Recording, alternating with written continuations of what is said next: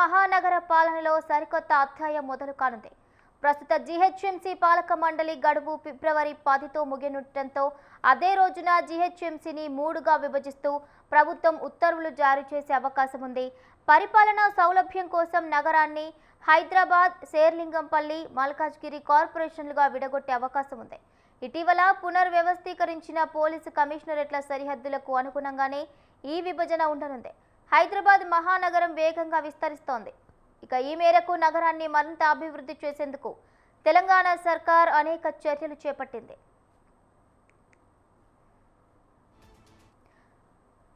అందులో భాగంగానే outer ring road పరిధిలో ఉన్న 27 మున్సిపాలిటీలను గ్రేటర్ హైదరాబాద్ మున్సిపల్ కార్పొరేషన్లో విలీనం చేసింది. దాంతో ఒక దశలో జీహెచ్ఎంసీ దేశంలోనే అతిపెద్ద మున్సిపల్ కార్పొరేషన్గా అవతరించేందుకు సిద్ధమైంది. అయితే పాలనా సౌలభ్యం కోసం జీహెచ్ఎంసీని 3 వేర్వేరు కార్పొరేషన్లుగా విభజించేందుకు తెలంగాణ ప్రభుత్వం రెడీ అయింది. ఈ మేరకు ముహూర్తం కూడా సిద్ధం చేసింది. ప్రస్తుత జీహెచ్ఎంసీ పాలక మండలి గడువు ఫిబ్రవరి 10తో ముగియనుండటంతో అదే రోజున జీహెచ్ఎంసీ విభజన ఉత్తర్వులు వెలువడే ఛాన్స్ ఉంది. పెరుగుతున్న జనాభా అవసరాలు, మౌలిక సదుపాయాల కల్పన, పారదర్శక పరిపాలన లక్ష్యంగా ఈ నిర్ణయం తీసుకున్నట్లుగా తెలుస్తోంది. దీనికి సంబంధించిన పూర్తి అప్డేట్స్ మా ఇన్పుట్ ఎడిటర్ రాజమౌళి అందిస్తారు. రాజమౌళి, మొత్తం మీద 3 కార్పొరేషన్లుగా తెలంగాణలో జిహెచ్ఎంసీ పరిపాలన సరికొత్త అధ్యాయం తీసుకురాతుంది. హైదరాబాద్ కార్పొరేషన్ కు సంబంధించి 3 కార్పొరేషన్లు విభజించున్నారు.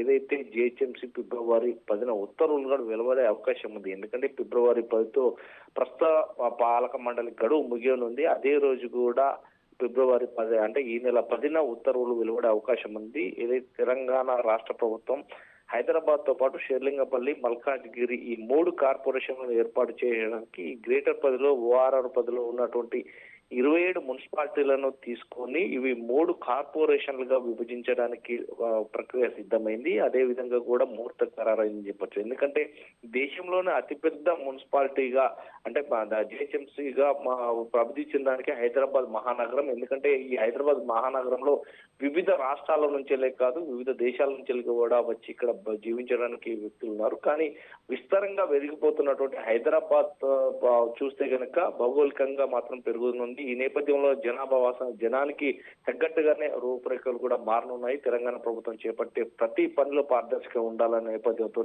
ఈ 3 కార్పొరేషన్లను కూడా ఏర్పాటు చేయనున్నాయి. ఇప్పటికే 3 కమిషనరేట్లను కూడా ఏర్పాటు చేసిన నేపథ్యంలోనే వీటికి అనుగుణంగానే ఇక ఈ హైదరాబాద్ లో కార్పొరేషన్లు ఏర్పాటు చేయనున్నది. ఒకటి హైదరాబాద్ తో పాటు మరొకటి షేర్లింగంపల్లి, మరొకటి మల్కాజ్గిరి. ఈ గ్రేటర్ పరిధిలోకి తీసుకురానున్న నేపథ్యంలోనే ఏదైతే 27 మున్సిపాలిటీలను కూడా గ్రేటర్ పరిధిలోకి తీసుకురానున్నాడు. ఈ సౌలభ్య ప్రక్రియలో ఏదైతే జిహెచ్ఎంసీని అధ్యయనం చేయడానికి మాత్రం కొత్త municipality కార్పొరేషన్లను తీసుకురానున్నది.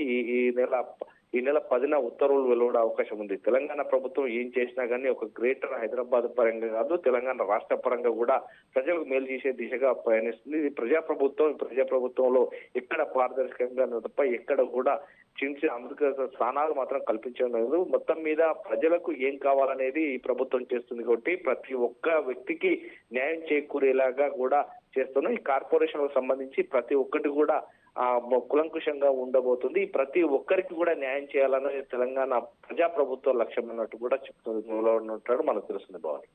Right, thank you Rajamouli, thank you for the updates.